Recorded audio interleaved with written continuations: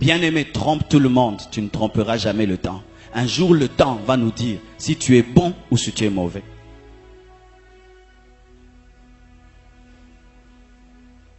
La Bible nous dit, les frères de Jephthé, lorsqu'ils sont devenus grands, ils ont dit quoi? Ils ont dit à leurs frères, tu ne hériteras pas avec nous.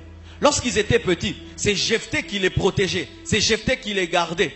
Mais quand ils sont devenus grands par eux-mêmes et qu'ils pouvaient se battre pour eux-mêmes, ils ont dit, toi Jephthé qui nous protégeais, ta mère est une prostituée, tu ne peux pas hériter avec nous. C'étaient des hommes méchants. Mais leur méchanceté ne pouvait pas se manifester en ce moment-là, parce qu'ils avaient besoin de Jephthé. Il y a des gens comme ça. Tu peux croire qu'il est bon. Non, il a besoin de toi. Le jour qu'il n'a plus besoin de toi, il va te dire que tu es le fils d'une prostituée. Mais quand tu l'aides, il accepte l'aide du fils de la prostituée. Mais quand il devient grand, il te dit tu es fils de prostituée. Tu n'as pas compris. Il y a des gens que tu aides aujourd'hui. Ce n'est pas qu'ils t'aiment. Ils prennent ce que tu leur donnes en t'insultant. Mais ils doivent le prendre parce qu'ils doivent en vivre. Mais le jour qu'ils peuvent se débarrasser de toi, ils vont te rappeler ton origine. Certaines personnes ici, vous êtes des méchants. Mais tu ne peux rien faire. Tu n'as pas de puissance, tu n'as pas d'argent, tu n'as pas de moyens. Même si tu es méchant, qu'est-ce que tu vas faire aux gens? Le jour que Dieu va t'élever, te donner le pouvoir, c'est alors que tu vas faire du mal aux gens. N'est-ce pas que tu as des mauvais projets dans ton cœur? Ce sont ces projets que tu vas manifester quand tu seras grand. Ils avaient ce projet. Laissez-le nous aider. Attendons grandir. Quand on grandira, on va se débarrasser de lui. Et c'est ce qu'ils ont fait.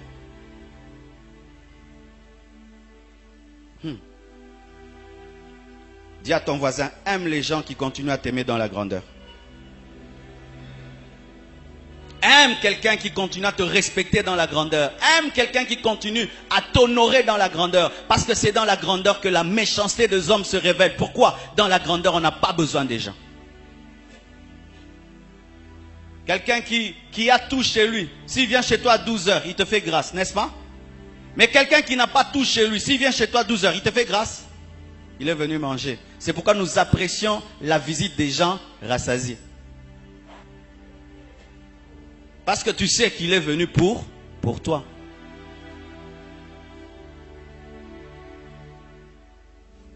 Qu'est-ce que tu vas faire à ton Jephthé dans les années qui viennent? Qu'est-ce que tu vas faire à ton Jephthé? À quelqu'un dans ta vie, un membre de famille, quelqu'un qui t'aide, mais au-dedans de toi, aucun n'est la raille. Mais comme tu as encore besoin de lui, il t'envoie à l'école. Mais quand tu seras licencié, ta femme t'aide maintenant, cher papa. Ton boulot ne marche pas bien, c'est ta femme qui t'aide. Mais qu'est-ce que tu vas lui faire lorsque tu auras ce poste-là? Le temps révèle la vraie nature des choses, la vraie nature des mariages. Vous qui vous mariez par intérêt, le temps va révéler que vous êtes mariés par intérêt. Tu épouses un tel garçon parce qu'il a l'argent. Demain, quand on va le chasser du boulot, tu ne vas plus l'aimer. Le temps révèle même les amitiés. Ils étaient amis à Jephthé tant qu'ils avaient besoin de lui. Mais le jour qu'ils n'ont plus besoin de Jephthé, il insulte et il le rejette. Dis à ton voisin, change. Réellement. Salomon, au début de sa vie, un homme qui prie Dieu, qui adore Dieu. Dieu lui est apparu 2 fois. Il adore Dieu. Il est parmi les rois qui ont fait les meilleures offrandes de toute la Bible. Il a offert 1000 bœufs à Dieu. Mais la Bible dit dans sa vieillesse, son cœur a commencé à pencher vers les faux dieux. Il a commencé à permettre à ses femmes d'adorer des faux dieux en Israël. Lui, le roi, à qui Dieu s'est révélé 2 fois, a bâti des autels. Qui aurait cru que Salomon aurait épousé 300 femmes et 700 concubines? C'est le temps qu'il a révélé. Salomon était un polygame caché dans un adorateur. Je répète, Salomon était un polygame caché dans un adorateur. Mais le temps a révélé qu'il n'était pas un adorateur, c'était un polygame. Le temps va nous dire qui tu es demain. Le temps nous dira qui tu es demain. Il y a des gens ici, si Dieu peut nous permettre de voir leur vie dans 10 ans, on va pleurer. Mais d'autres, dans 10 ans, on va chanter. Ta vie va nous faire pleurer ou chanter dans 10 ans. Regarde ton voisin, dis-lui, ta vie dans 10 ans va nous faire pleurer ou chanter. Imaginez cette sœur de l'église qui aujourd'hui est en train de chanter avec un grand musicien de ce pays. Lorsqu'elle chantait, Dieu regardait qu'elle est en train de faire des clips. La vie nous a révélé qu'elle n'était pas chrétienne, qu'elle était païenne, mais elle était au milieu de nous. Mais aujourd'hui, elle chante dans le monde. Qui es-tu vraiment? Qui es-tu vraiment? Salomon, qui es-tu? Aujourd'hui, tu fais des belles prières. Aujourd'hui, tu fais des bonnes professions. Mais lorsque Dieu va faire de toi le plus grand roi, que vas-tu révéler? Je suis convaincu, bien-aimé, que jamais un homme ne peut avoir 1000 femmes sans avoir cette nature. Parce que déjà, une femme, c'est trop de boulot. Vrai ou faux? Une femme déjà, c'est trop. 1000. Non, il faut avoir vraiment la nature. C'est-à-dire, pendant qu'il offrait 1000 bœufs, il a préparé 1000 épouses. Oui, il a offert au début 1000 bœufs. Parce qu'il préparait 1000 épouses. C'est comme certaines personnes qui disent à Dieu, comme j'étais craint dans ma jeunesse, je peux pécher dans ma vieillesse. Non, si tu pêches dans ta vieillesse, tu as tout annulé. Tout annulé. Bien-aimés frères, sœurs, le temps révèle la vraie nature des choses. Et quand j'étudie cela, voici une prière qui commence à monter dans mon cœur. Laquelle? Seigneur, je veux être vrai.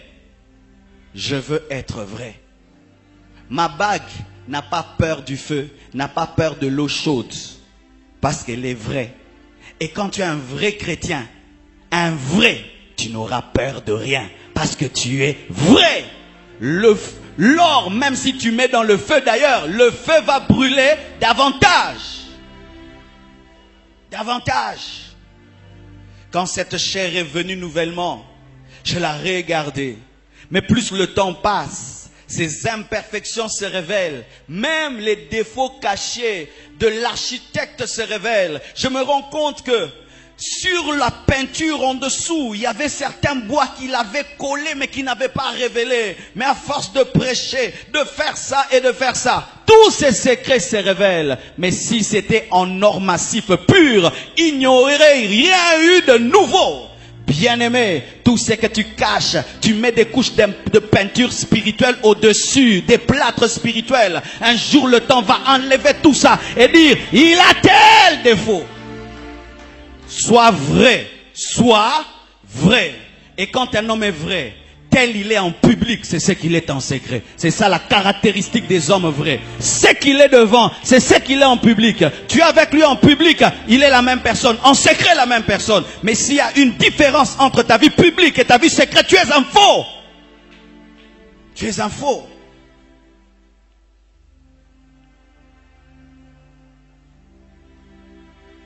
Et c'est pourquoi j'ai lu Acte 5, versets 34 à 39. Waouh, j'aime ça. Lorsque le christianisme a commencé, Jésus-Christ est mort et ressuscité. Il a laissé ses disciples sur la terre. Et ses disciples ont été persécutés. Et voilà qu'un homme se lève et il dit, ne craignez de combattre contre Dieu. Car si cette chose est de Dieu, elle va persister. Et si elle n'est pas de Dieu, elle mourra d'elle-même. Il y a un homme Teudas qui s'est dit grand.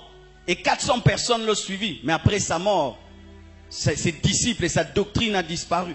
Il y a eu un homme appelé Judas, le Galiléen, qui a attiré des foules. Mais quand il est mort, ses disciples aussi ont disparu. Et si cette œuvre est de Dieu, même si vous les tabassez, même si vous vous opposez, elle continuera. Mais si elle est des hommes, elle va s'arrêter d'elle-même.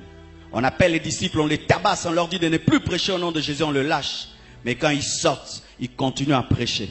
Ils continuent à prêcher. Ils continuent à prêcher. Ils continuent à prêcher. On tue Pierre, ils continuent à prêcher. On tue Étienne, ils continuent à prêcher. On tue les apôtres, ils continuent à prêcher. Et jusqu'aujourd'hui, le monde est rempli de chrétiens pour dire quoi? La foi en Jésus est véritable. J'ai dit la foi en Jésus est véritable. Aucune religion n'a été combattue comme le christianisme. Et si on combattait l'islam, l'hindouisme, comme on combat le christianisme, ils auront déjà perdu de leur piquant. Mais malgré qu'on a brûlé des Bibles et des Bibles, qu'on a tué des chrétiens et des chrétiens, qu'on a tué des pasteurs et des pasteurs, le christianisme continue. Pourquoi? Nous sommes dans le véritable. La Bible dit, sur cette pierre, je bâtirai mon église et les portes du séjour de mort ne prévaudront point contre elle. Les portes du temps ne vont pas dominer l'église. Pourquoi? Nous sommes sur le roc, nous sommes sur l'authentique, nous sommes sur le véritable. Malgré qu'il y a des scandales, les églises grandissent. Malgré qu'il y a des faux chrétiens, les églises grandissent. Malgré qu'il y a des bévues, les églises grandissent. Pourquoi? Nous avons plus que l'or pur, nous avons la véritable foi en Jésus. Oh! Et j'aime dans la Bible, parce que bien aimé des fois, quand tu regardes le monde, les choses qui se passent dans ce monde, tu peux croire qu'il n'y aura plus de chrétiens. Il y a de plus en plus de musulmans, de plus en plus d'occultisme. Mais quand je regarde dans Apocalypse, on me dit que ceux qui vont entrer dans la nouvelle Jérusalem céleste, on ne peut les compter. Ils sont plus nombreux que le sable au bord de la mer. Ils sont plus nombreux que les étoiles. Pourquoi? Nous sommes dans l'équipe qui gagne toujours. Pourquoi? Jésus était véritable. Jésus était véritable. Jésus était véritable. Jésus était véritable. Bien-aimés frères et sœurs, si les combats que l'Église a, les autres l'avaient, bien-aimés, ils ne seraient pas ceux qui sont aujourd'hui. On a combattu l'Église, on a persécuté les apôtres. Certains ont été crucifiés, d'autres jetés au lion, d'autres ont été brûlés. Mais malgré cela, la relève est venue. Vous tuez cette génération, une autre génération vient. Vous tuez cette génération, une autre génération vient. Vous tuez cette génération, une autre, une autre, une autre, une autre, une autre.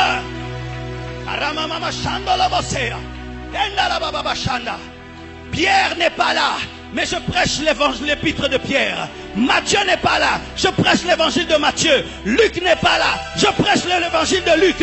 Ils peuvent tout faire, rien ne peut arrêter l'église.